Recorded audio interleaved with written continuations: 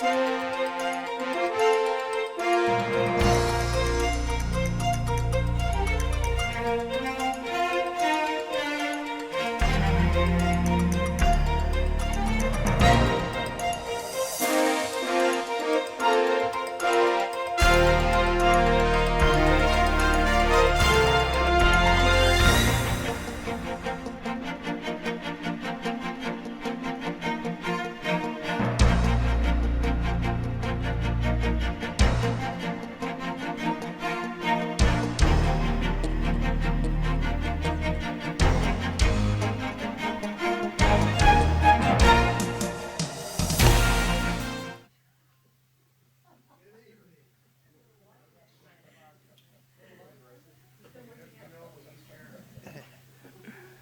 evening. We will start the TPPC Kern COG board meeting with the Pledge of Allegiance. Please stand.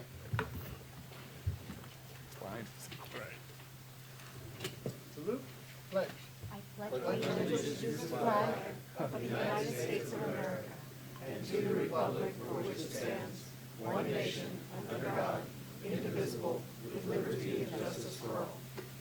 Do not be seated because we're going to continue to stand and have a moment of silence.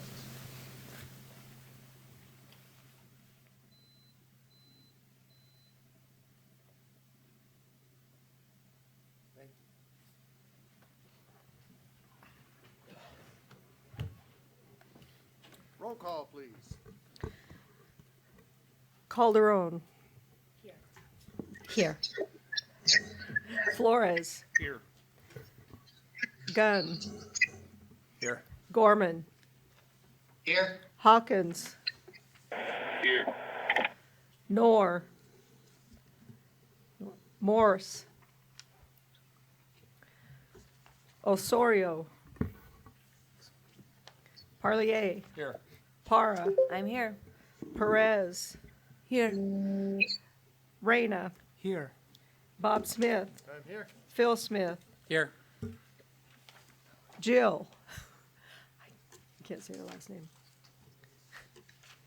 Here. How do you Tognazzini. pronounce your last name? Tognazzini. Tognazzini. Thank you. And Warney. Here. Thank you. Thank you. Public comments. This portion of the meeting is reserved for persons to address the committee on any matter not on this agenda but under the jurisdiction of the committee. Committee members may respond briefly to statements made or questions posed. They may ask a question for clarification, make a referral to staff for factual information, or request staff to report back to the committee at a later meeting. Speakers are limited to 2 minutes. Please state your name and address for the record prior to making a presentation. Do we have any public statements? Any public statements online? No. Thank you. And moving on. Consent agenda opportunity for public comment. So the same applies. Do we have anybody public for the consent agenda? Seeing none. Does any committee member wish to remove an item from the consent agenda? Yes, thank you. I wish to remove item K from the consent agenda. Great. So can I have a motion on the consent agenda accepting item K? Second. Roll call vote, please. Calderon. Yes. Flores. Yes. Gunn. Yes. Gorman. Yes. Parlier. Yes. Para. Yes. Reyna. Yes. Bob Smith. Yes. Phil Smith. Yes. And Warney. Yes. Thank you. Now we will hear item K. Testing, testing. We can hear you. Perfect. Good evening, Chair and members of the board. Kern COG held a CMAQ workshop on October 15th. Attendees discussed the applications under review. 9 of the 42 applications received are functionally classified as local roads through the Caltrans CRS mapping system. After coordination with Caltrans District 6, local roads are eligible for CMAQ funding. However, under Chapter 5 of the Kern COG Project Delivery Policies and Procedures, local roads are not CMAQ eligible. On November 5th, the Transportation Technical Advisory Committee recommended adding local road projects to the contingency list with the condition that applicants may only request funding authorization once all eligibility requirements are met. The TTAC also recommended considering the City of Wasco's project as a non-local road project in this CMAQ offer project, since the City of Wasco has started the process of changing the functional classification. The flow chart to change functional classification change request form, and the updated local road project list are provided as part of the staff report. The action tonight requested is that the TPPC add local road projects to the CMAQ contingency list with the condition that applicants may only request funding authorization once all eligibility requirements are met, and to also consider the City of Wasco's project as a non-local road in this call for projects. That concludes my report. Thank you. Thank you. Mayor Yes, Caldwell. thank you so very much. I just want to begin by saying thank you. Thank you to Jay for calling the city and for staff and their great work. I always say that the best way to build trust is to be in communication and to come from solutions. So I just appreciate you so very much. So I pulled this because two things. First, I'm content with all projects that were submitted for them to remain on contingency regardless of road eligibility issues. And two, what I'd love to see is for staff to go back with the TTAC and to review this policy and to see whether or not the functionality issue, the Caltrans requirement makes sense at this point, or whether or not you want to kind of expand funding opportunities for all projects, including local roads. So those are the two issues that I'd love for us to have a discussion about. And if there are any technical questions, I feel so blessed because we have our city engineer with us tonight, Sam Lux. Hi, Sam. Great. Mr. Schlosser, would you like to expand a little bit? Sure. So again, thank you, Caesar and staff. They spent an enormous amount of time working on these applications. We've got about 40 or so. In previous CMAQ cycles, even though our eligibility criteria said that local roads were not eligible, projects were submitted and considered eligible in this category. So we created some confusion in some previous cycles. And so in this cycle, we had a number of projects that were submitted for consideration that are on local roads, which again, under our policy, makes them not eligible to receive funding through this funding source. So we created a little confusion in that process, and that's why we kicked the issue to the TTAC and asked them what to do, and that's what you see here in this report is the TTAC answer. Subsequently spoken to Mayor Calderon about this issue. Both of the projects that Arvin submitted fall into this category. They're content that their project falls to the contingency list, which means it will not be ranked and will not be one of the first projects to receive money out of the pot based upon ranking, but instead will fall to contingency, meaning that if they have their project ready to go at the right time, they can seek funding from outside the region for CMAQ projects. We've been very successful doing that as a region. In fact, that's part of my report for you later tonight. But the big request from Arvin is, can we, because of the confusion created in the last cycle to this cycle, can we override what the TTAC suggested about requiring projects to meet eligibility in order to be on the contingency list? So that's the little wrinkle that's of discussion tonight. Staff would find that an acceptable compromise in this situation. I think that's a fair, because again, agencies, they submitted under the belief that, hey, we've gotten projects of this nature in the past, why would we not be eligible to get them again in this cycle? So I think this is a pretty good compromise. And then in addition, the request is that we would look at updating the policy for, whether to continue to keep that eligibility requirement in future funding cycles for CMAQ. The answer to that, the TTAC discussed that as well, and there was interest at the TAC level, just so you know, your professionals that help us get things done, to look at that policy again. So that's also acceptable to staff. I would then direct that policy conversation to occur at the TAC, because that's where we'd like to have the engineers across the county and the planners to be, trying to figure out the best way to determine which projects are the best projects. So I think that the request is reasonable. and staff would support those two, basically modifications. So what you would be doing tonight for this action item is you would be approving the designation of these projects to the contingency list, but you would be removing the the part of this action item that says once all eligibility requirements are met. That's right. So if you look at that, you could just say add local road projects to the CMAQ call for projects contingency list with the condition that applicants may, well, just take that whole Yeah. last sentence out. Yeah. So in the sentence at the word list, remove the second half, With the condition. and that would then allow each of the projects that were affected by this to be on the contingency list, but not have to update their CRS mapping. And then, separate and apart from that vote, all you have to do is ask staff to go back and take a look at the policy, and we'll begin working on that. So that would be my recommendation. I think that's a reasonable compromise, solve this problem. Thank you, Jay. Thank you. CMAQ is a 2-year cycle, Yes. so we have 2 years to look at the policy and Yep. see what we want. To have a new policy if, and again, I think the plan for me would be I'd go to the TAC and look for some volunteers there that are interested in working on this issue, and then begin kind of crafting a strategy for re-looking at it. We'd ultimately work with them to come up with a new policy, and then bring that to you guys for conversation and approval. You know? You can count on our city to volunteer and be in support. Sam's, yeah, it's been volunteered. Sam, I just been- Very good. Great, appreciate it. Chairman, I wonder if I could ask the director Yes, a please. question. Yes.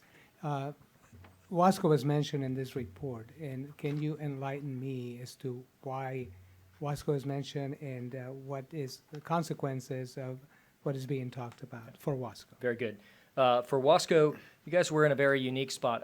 Again, we had about 40 applications. 9 of them fell victim to this eligibility issue. Wasco's project was one of them. However, unlike the other 8, Wasco was in the process of completing this eligibility requirement. So again, Caesar reported that we provided the application to the state of California to update the mapping. Wasco was doing that at the time they made their application. So the TTAC was of the opinion that that put them in a slightly different category than everybody else because they were, only a fraction of a step away from eligibility. And so they wanted this approval to basically look at the Wasco project as a rankable project. So the short answer is the Wasco project is going to be considered in the large bucket of all the other eligible projects. That's what this recommendation would do. Thank you for the answer. The way I understand it is that both the county and the city have a road classified as a local road, and that the state has classified as a different type of road, or maybe it's vice versa. I'm not clear on I that. think that's the case in Wasco. The state still classifies your road as local, but the city of Wasco and the road that's on your project has your general plan and your circulation element have already upgraded that road. And so it's just a matter of getting the paperwork squared away with your partner 2 chairs over at the state of California. So again, that's why the TAC felt like Wasco was in a slightly different category than the other projects. Thank you so much. I appreciate the clarification. Thank you, Chair. Any other comments? Seeing none, would you like to make a motion, Yes, Mayor? I would love to make a motion to do just that. So to take the language there where it says action and update the language for it to read add local road projects to the CMAQ call for projects contingency list. Consider the City of Wasco project. And it goes on to say as a non-local road project in the CMAQ call for projects, so that all of the projects then are going to be on the contingency list. And that, that's the first motion. Can I get a second? Roll call vote, please. I think Brian did. Oh, okay. I'm here, honest. Warney, Yes. Phil Smith, Yes. Bob Smith, Yes. Reyna, Yes. Perez, Yes. Parlier, Yes. Osorio, Yes. Gorman, Yes. Gunn, Yes. Flores, Yes. And Calderon. Yes. Thank you, and you wanted to make a second motion? Yes. but The I think second would be to direct staff to go back to the T-Tech to That's really update just the a policy? referral, Or that's a I think. referral? Oh, that's not Yeah, a I think it motion. can be a referral. I Oh, don't think we referral. need a vote on it. Okay. I think, I'm happy to take a look at that. I think it's fair. Again, the TAC also was interested in doing that, so unless there's an objection from the board at having us walk that road, I don't believe a formal action is necessary. Great. Thank you. Thank you. So we will move on to Caltrans report. District 6, please. Oh, that was fast. Thank you. Good evening. I think probably the least favorite part of my announcements are staffing updates because it's usually bad news for District 6.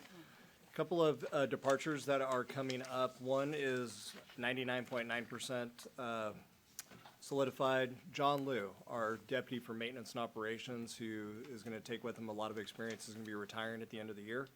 So if you have any maintenance and operation questions, please get those to John as soon as possible.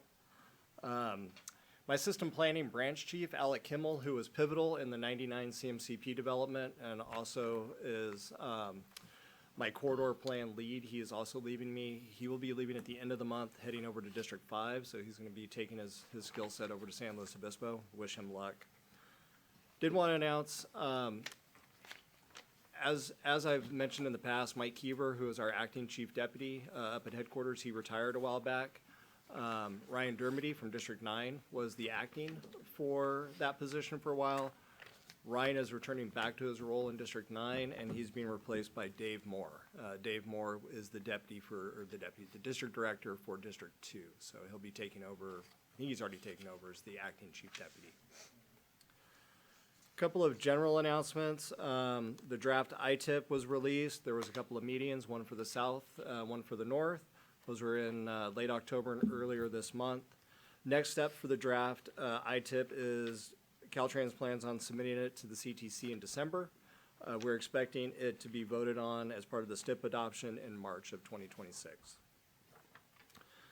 Sustainable Transportation Planning Grant Program, applications are due tomorrow, so if you had an application in the works, please submit it tomorrow. We are still getting calls from local agencies that are asking about the deadline as recently as this evening at 4:45. So just a friendly reminder, those are due. We also anticipate the fiscal year 2026 build program notice of funding opportunity to be coming out soon. It is not out yet. Don't have any guidelines for that, but we're not anticipating any significant changes from last year's build grant program. One thing that I do want to point out in regards to that program is that if you're going to be seeking a letter of support from Caltrans, you will have 14 business days from the issuance of the notice of funding opportunity to request that. And that's because of the signature process for that letter of support. So be mindful of that. As I just talked about the 99 CMCP, it is final. I think since I've been in this position, every month when I come and update the board, I say we're almost there, we're almost there, we're there. The CMCP has been published, it's on our webpage, and it is complete. So we're very proud of that, 2 years in the making. Going into some project updates. Emergency projects, as I mentioned before, there's the guardrail, the bridge rail replacement on 204, just over the irrigation canal north of the Kern River. We were hoping that would have gone to construction already, but they're still finalizing design on that. So we're expecting that to go in December, weather permitting, obviously. Probably should have mentioned this list. Let me That was my job and I missed it, so yes, thank you, Caltrans. Both District 6 and District 9 have supplied us a list for jobs in progress, yeah. Yeah. So Director Schlosser had a great idea of putting this list together. This is a work in progress. This was the first stab at it. It will be flushed out. There will be more projects. There will be more detail and some detail removed, like what we call the project EA, which is that 06 dash number. You don't care about that, so I'm not going to include it next time. So give us a little bit of time as we flesh this out and adapt it for your needs. If you do see something that you would like me to talk about or have listed on here, please talk to me about it. Or you can let us know. Yeah, thank you. We'll make this right for you. Appreciate it. Onto the Clean California project. When I put this list together, that project was still ongoing. It is complete. Final voucher's been paid, so that one will be removed moving forward. Into some of the active projects, the Wasco pedestrian beacon. The project was awarded to CenCal Construction in October of this year. From what I understand, the city anticipates starting construction either by the end of this month or in December. And the same is, sorry, had another one that I was thinking about. The 46 and 43 intersection improvements, construction's scheduled in early 2026. It is going to have a delayed start because of some coordination with the railroad as well as utilities. Shelley is coordinating with the Wasco city manager to schedule another presentation after the first of the year once we have a contractor on board. The 99 to westbound 58 connector ramp, 95% review is scheduled for January. The baseline agreement was submitted to headquarters in mid-October for the December CTC meeting. Caltrans is working actively with Kern COG on the funding cooperative agreement required for the project to combine this one with the 99 aux lane. We are having monthly coordination meetings to closely monitor the progress and ensure both projects remain on schedule. The Bakersfield Freeway Connector, which is the 5899 interchange, are expecting completion in spring of 2026. All facilities are completely open to traffic. The project's in what we call the punch list phase. This is where we're going through and kind of picking out the things that still need to be tidied up. The Delano 155 rehab project, still targeting construction in the spring of 2026. The 43 and 7th Standard Road roundabout. The minor funds financial contribution cooperative agreement was executed October 24th. Project management submitted the draft construction oversight cooperative agreement to Kern County for approval on November 5th. Project is in the PS&E phase. The consultant has submitted the 100% plan, specs, and estimates package. They did that in early October. We provided our comments, or we received our comments on October 24th. Team is actively working towards listing the project, which is expected next month.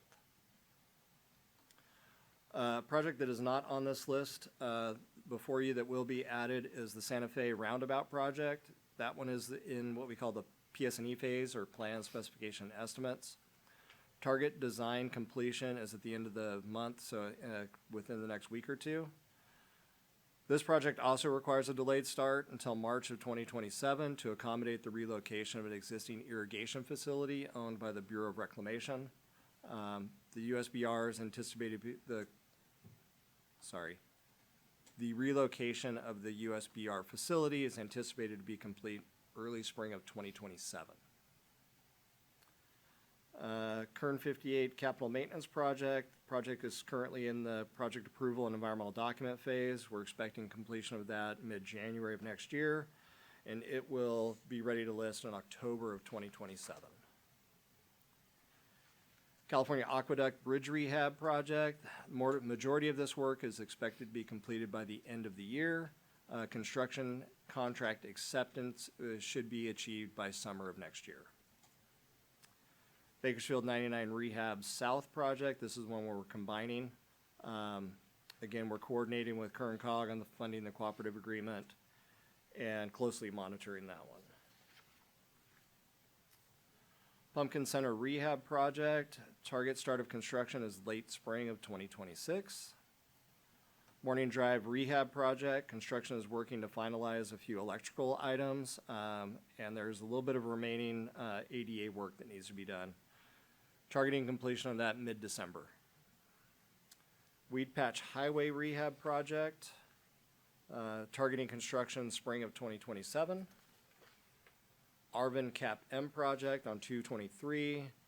Team delivered the plan specifications estimates package, reaching our ready to list target October 6th, working towards advertising winter of 2026. Kern 33 Rehab Project, construction started in September of 2024. Current target construction completion is May of 2026. That completes my exhaustive list of projects. Do I have any questions? Thank you. The Pumpkin Center rehab, what was the update on that? Start of construction will be late spring of next year. Oh, okay, great. And I think I've mentioned it before, but Stockdale Highway, which is now 58 west of where the freeway stops, is that in any shape, form, planning, environmental, moving forward to expand to 4 lanes or to, make that more workable? Not that I'm aware of, but I can definitely look into it. I would appreciate that. Thank you. Any other questions? Mr. Smith? Yeah, item 8, capital maintenance. What was that? You threw some dollars out, and what is that project exactly? 58, number Yep. 8 on your list. Yeah, that one is to replace the pavement in both directions and also take care of the weigh-in motion station on the eastbound direction. So it's just a pavement job. Is that different than other things that are already in the works? I think the question is, what are the boundaries of that? Is that through the city of Tehachapi? Do you know? I don't know, I only have post miles on here, 59 to 77. I can look that up, though. Yeah, that's down at the bottom of the hill. That's down this one. Yeah. Yes, okay. But that's good. Right. It needs to be done too. Thank you. I had the same question, if you don't mind, about the project 14, the limits on the 223 Arvin Cap In. Is that through the city? It needs it. Yes, in and near Arvin, Excellent. west of Comanche Drive to St. Thomas Street. Okay. Thank you. Those are the details that I'll include in these updates. Thank you. Any other questions? Yes, Mr. Cartier. I mentioned this, I think once before, especially with John leaving, the Caltrans paint for gray walls and tan walls. It seems that tan walls get gray paint and gray paint gets put on tan walls. If there could just be, one paint for a tan wall and one paint for a gray wall, it'd be highly appreciated, especially through Metro Bakersfield. I've had this discussion with our maintenance office chief, and he's very well aware of the issue. What happens with that, from what I understand, is the requirements change a little bit on what type of paint we can use, and then when we go through the vendor, even though we give the vendor a paint number, there's variance in what they deliver to us. So they're aware of it. They dislike it as much as you do, but I will bring it up again that we really need to find a way to be consistent with the paint colors. Thank you so much. Anything else? Seeing none, District 9, Miss Jill Tognazzini? Good evening, how you doing? We do have some staffing updates here in District 9 as well. We have Marcella Castleberry. She has been serving as the Chief of Staff to Ryan Dermody for about almost 2 years. She has been moved into the acting Deputy District Director for Planning and Environmental. So that role she just took into effect this November and will be there for 6 months. So just wanted to bring that to everyone's attention. And as Shane has brought up, Ryan will be returning back to District 9 here in just a couple of weeks. So we'll be welcoming him back to the district. As far as things happening within the district, District 9 now has an electrician certified in EV charger repair, which is great for the boron rest area. So when those EV stations go down, we now have someone that can go in and repair them quickly, rather than waiting for a service technician on contract to come in. So we're very excited about that. For projects going on, Keene Pavement that has reached 95% design on schedule. We're starting to ramp up the public outreach. We will be coming to this body here in hopefully January to do a review of the design and the staging of the project. We'll also be preparing all of the public outreach that we're going to be doing, social media posts, weekly reports, monthly videos, quarterly press releases, direct mailers, things to go out to inform the public of this construction project that's coming. One of the mailers that's going to be going out this month is to residents along Bena Road. That's going to detail the changes coming at that junction. And just as a review, that junction at 58 in Bena, on the eastbound side, the highway is being removed due to the incoming truck climbing lane. So that is going to be a major change, and the residents are going to be notified well ahead, and all the alternative routes and that are going to be given to them. So well ahead of time. So that should be going out next month. Other construction projects, Cache Creek pavement, that went out for public review on the draft environmental document. That closed last week. We had 2 comments, and one was actually a support comment. So no major comments on that one. And proceeding towards PA&ED that's anticipated in February. We've been having storms. The rain, if anybody hasn't noticed. So we've had some storm damage throughout eastern Kern that I just kind of wanted to highlight if you haven't noticed it. But Caltrans maintenance staff definitely has and wanted to let you know what we're doing about it. First one in Ridgecrest on 178 near the hospital. There's a 2-inch overlay that's coming apart. One report I had heard people talking about it being a sinkhole. It's not a sinkhole. It's the 2-inch overlay that's it's separating. So our maintenance staff, they're watching it, they're evaluating it through the storm cycle. Once everything subsides, they're going to go in, they're going to be filling that with a epoxy pothole mix to rectify that situation. 58 in Cameron Canyon has been having some flooding. That 80-inch culvert has been plugged up with debris and rocks. Our crews are working on the highway to keep the debris off the highway, keeping it as clear to the extent possible. They're inspecting it on a daily basis out there. We will need to get a contractor out there because the rocks and debris are so large in nature that it's too large for our crews to get in there and get it all removed. So we're working on getting that in place. So as soon as the storm cycle ends, get in there and get that cleaned out. So that's in progress. See Wolford and 202, there's flooding there. Maintenance is addressing that flooding and keeping that as cleared out as possible as the rains are coming through. Good news, our brine system at the new Tehachapi maintenance station, it is up and running. So as soon as all the snow hits, that is in place, and hopefully that'll help keep the roads clear and open through this winter. So that is what I have for the storms for the eastern Kern area. Any questions or things that I can help address? Thank you so much. Any questions? Sure. Yes, on the, you mentioned Cameron Culvert, 8-inch, you mean 8 feet? 80-inch culvert. 80-inch, yes, okay.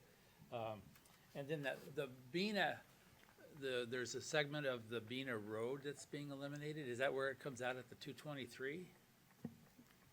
Where you mentioned something where it intersects with 58. It's where it intersects with 58. So it's on the eastbound side of the highway and where the junction is with the 58. So that's where the 223 comes in, is right there as well. Yeah, that's, I believe. yeah, Jill, I can so. take it if you'd like. It's, Phil, right across from Caliente. You know how Caliente is on the north of 58 on the westbound side? You can technically go, that's a four-way intersection. Bena Road, there's a little stub of Bena that It goes that is, along the frontage. yeah, on and the it just south side. services a handful of houses that are right there. They're closing that. So you'll still be able to get to your house. You'll have to go to the 223 and kind of up around a little loop road. Right. But Bena connecting from the 223 and then all the way down through the valley, that's still unaffected. So it's just that. It's like, just that little 1 spot right mile, there 2 at the mile Caliente segment turnoff. Yeah, there. So it's okay. permanent or just Permanent. construction? correct. The truck climbing lanes take up that real estate, so. And then on the truck climbing lanes, how are we doing on the right-of-way purchase in that area? In the, between, There's only two properties that are still outstanding to be purchased. One is in negotiations, and the other we are still working through the process. And when I checked on that last week, they do anticipate that it will work through the process by the time we are ready to list in June. perfect, okay, thank you very much. Supervisor Parlier? Phil, thank you for those questions regarding 223 and Caliente. Jill, I just want to thank you for your team. I was out in Boron and Jawbone Canyon today, and Jawbone had just a mess out there because of the storms. Your teams have just been highly responsive, very active, and I just want to thank you for that. Do you have any ETA once the storms clear before those rocks and stuff are out of the culvert? No, I don't have the exact time frame on that. As soon as I do have a date, I can relay that. Yeah, they are working on getting that contract in place right now. Perfect. Thank you so much. If you don't have my contact, Jay, if you'd please let me know. Thank you. Yeah, I can send it through Jay and have it communicated out. Perfect. Thank you so much, Joe. Yes, can do. Yes. Hi, Jill. This is Jay. Thank you. Two questions, or one question to follow up. Did the Cameron Canyon incident this year, I understood we had some mud and debris on 58. Did it cause a closure at all of the 58 or a reduction in lanes earlier this week? I heard it did, but that was just a rumor. I was curious what happened. Yeah, there was a closure of one of the lanes. Okay. Yes, the outside. Yeah, I've mentioned this before to District 9, and I'd like to continue the conversation. That's 3 times now then in the last 10-year period that 58 has experienced. The last 2 times were full closures for a couple of days due to Cameron Canyon, this specific location. And unfortunately, I've talked to District 9 about the fix is very expensive. I mean, we're talking about that 80-inch culvert is not nearly sufficient for the amount of water that comes through there. So, but if I could deliver that message yet again to continue that conversation about how to make improvements to Cameron Canyon, maybe the timing of Shane's comment about build grant NOFO coming out soon or something to that effect might be a place for us to look for the funds necessary to keep 58 open, to keep freight and people moving through there. So it's getting more and more important by the day. So thank you. Noted. Thank you. Any other comments? Thank you, Jill. Thank you. Moving on, Executive Director's Report. Very good, thank you. A couple of quick items for you. The first is a reminder that starting in January, we will be transferring from GoToMeeting to Microsoft Teams if you want to log in. So just a quick reminder for those of you who typically use the online service that we have. If you have any concerns, connect up with the team on this side and we'll make sure and test it out that you're good to go. I know we've been doing that for Commissioner Gorman, who is the one who most commonly uses this, but just a reminder, the CTC meeting is coming up on December 4th and 5th in Riverside. The only item, we don't have the agenda out yet, but the only item we're expecting to see on there is the baseline agreement for the TSIP funds associated with the 8th movement, the connector ramp at 58 and 99. It's a pretty perfunctory act. It is just an agreement in which we're accepting the $39.9 million that was provided to this region, to the TRIP program for that element. So That's the only item we're expecting. We will, as always, we report out to your agencies if anything related to your agencies is on that CTC agenda. But and then, of course, COG staff will be down there. Let's see. On the projects, I don't want to... we talked a lot about 5899, making great progress on getting that finished up. 7th Standard and 43, Shane's update is precisely right. We're working well as a team. We're still dealing with some right-of-way and utility issues there that are up in the air, but all the players are working diligently to address them, so that's a positive report. This is the normal nature of how you get things like this done. So, and then we've talked about the truck climbing lanes as well. And then California City and 58, I know that our staff has been working closely. The County of Kern, thank you. We have kind of made the transition from the COG who initiated that project to the county who's now running with that project. We did receive approval from the AVEC board. Thank you for your assistance on that, Supervisor, to utilize their alignment through there for the replacement roadway to address that concern. So making progress on that one. On a positive note, the City of Bakersfield and Parsons received an award from the American Public Works Association for the Centennial Corridor project in the Central Valley region of APWA, which is an agency that I've been part of and a lot of engineers here in Kern County are part of, are recognizing the City of Bakersfield and Parsons for that project in the category of 75 million and over project. So it's kind of a rarefied category of projects. But congratulations to them, well earned. Obviously, if you guys drive in and out of Metro Bakersfield, you know how impactful the Centennial Corridor and West Side Parkway have been to Metropolitan Bakersfield. So that's my report. Great. Thank you. We will adjourn. Oh, one more, Mr. Smith. Two more. You mentioned the transition to teams instead of, like tonight when I was coming down, I wasn't sure I was going to make it because there was an accident and it was backed up. So can I pull off the road and if I got a signal on my phone and attend? Yeah, their Teams app is available on your phone. The only problem with that is just as a reminder about the rules of order is unless you like designate your car as a public meeting location, you can't vote. You can participate, you can be on the call, you can ask questions, but unless you are in an advertised location when you zoom in, that's why for instance, you see at the top of your agenda, we notify you that Ridgecrest City Hall Conference Room B is a public location to meet the meeting. That permits, Board Member Gorman to vote. So yeah, if you get in a pinch, get on Teams, you'll be able to participate, you just won't be able to vote. It could preclude a quorum. That's always a worry. So we All would right. prefer you don't get stuck in traffic and you. Well, we're working on it. Thank you, Caltrans, for, all right.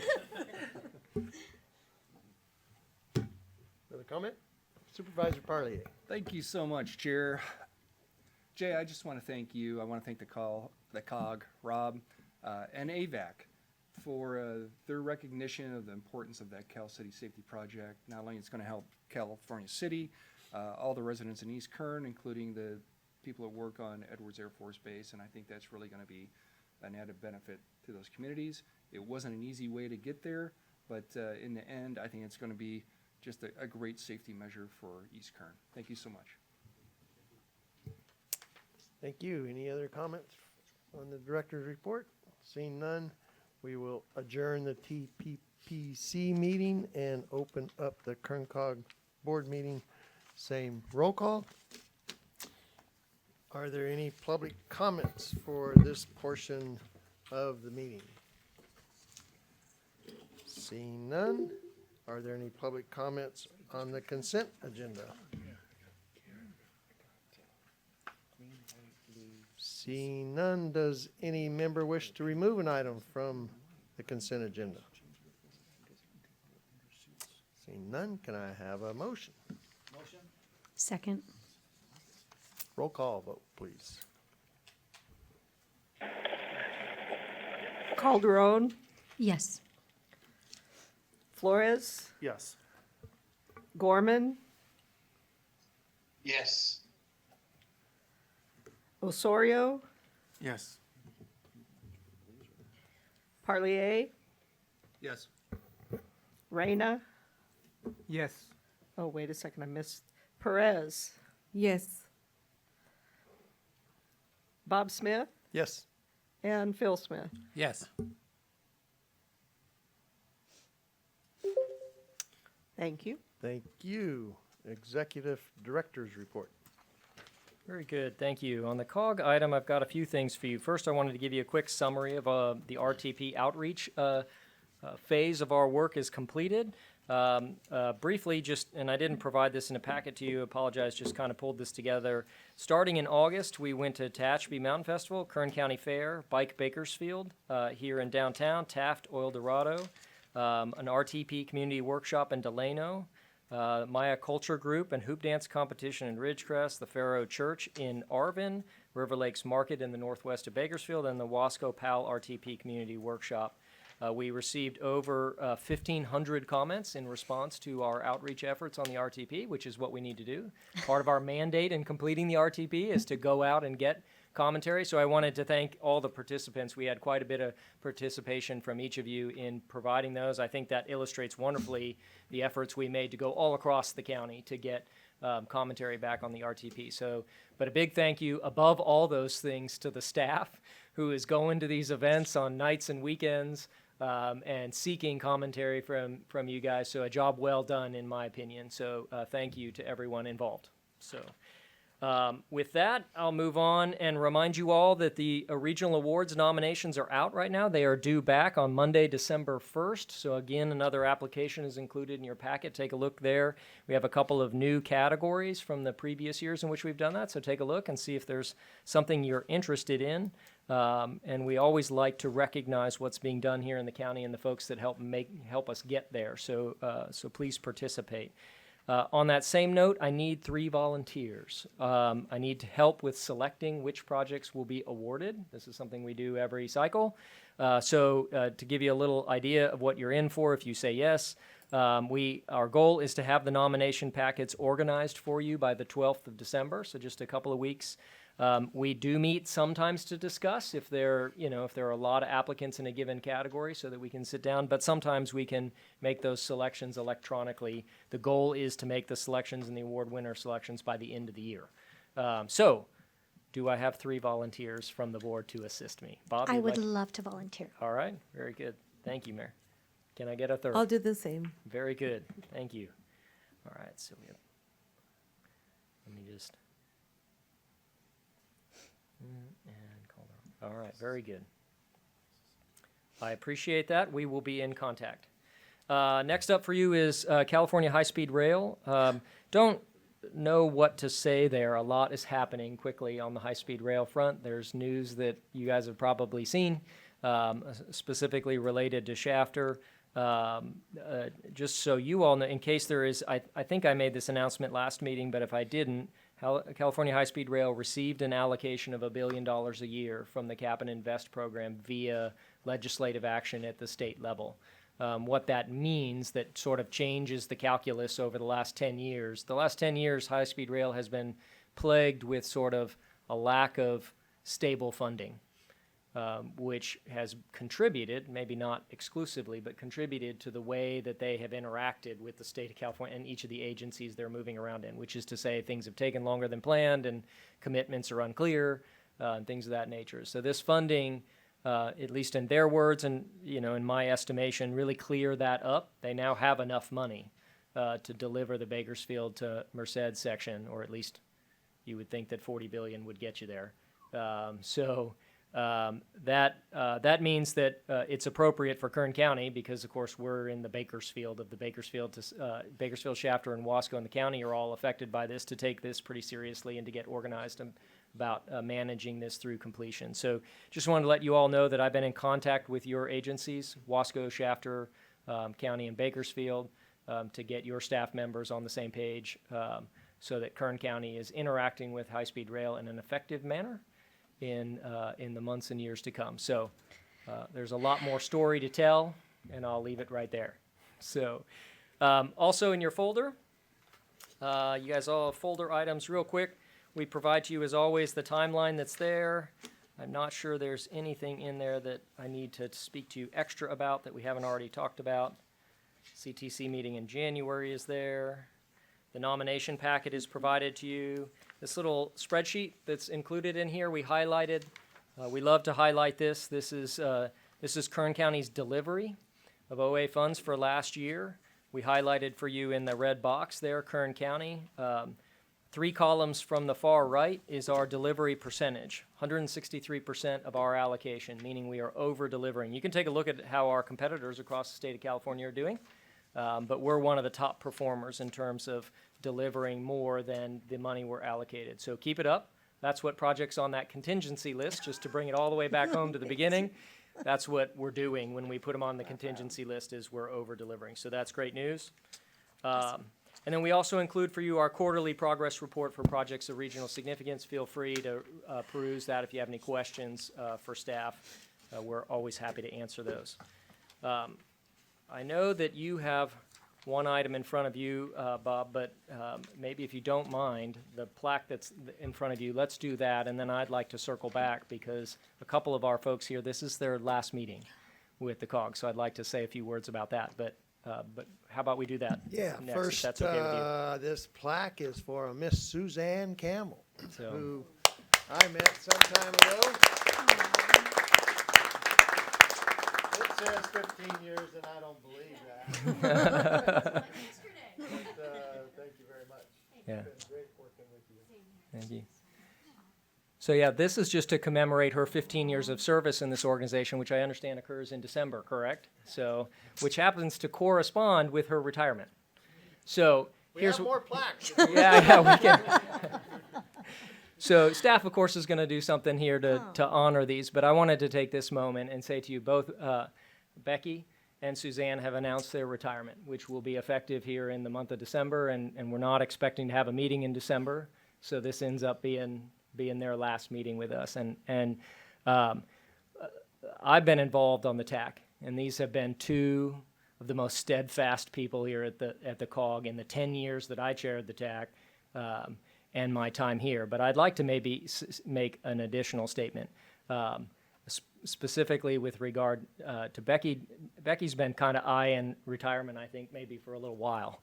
But then when Aaron's retirement came up and me taking this position came up, I talked to her a little bit about, what are your thoughts for hanging out a little bit and helping me not fall on my face in the first couple of days. And she agreed to get till December here. And she has been so dedicated to seeing this organization function well. And I don't, so for both of you all, 2 of the most steadfast and honorable members of this organization, I just want to thank them for their service, and I'm going to be awkward and stand up and give them a round of applause.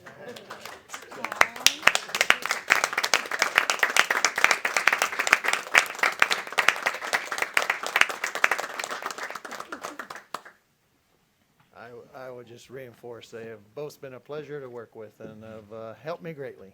Appreciated. Yeah. Yes, sir. Mr. Smith. I would like to echo that to both of you, the long time that you've both been on here. Becky, how many years you got? 19. Yes, and 15. That's gonna be hard to fill those shoes, but we really appreciate everything, every last minute that you've worked here, both of you. Thank you. It's been a pleasure working with all of you. Thank you. With that. I did want to say a special thank you to Rob and your entire team for coming to the city of Arvin. The fact that you've received 1,500 comments, I will tell you that in our convening, there were 40 students from the Arvin High Honor Society, and it was the very first time they participated in anything like this. Also members of the Congregation Committee for a Better Arvin, and I've just been getting so much positive feedback. So thank you for being inclusive, gracious. Thank you for wanting us to be a part of this process, and I'm just so very grateful. And thank you, Becky. It's been a year, but I just appreciate you so very much. So thank you. Any other comments? No, not 1,500 from Arvin. No. We are adjourned.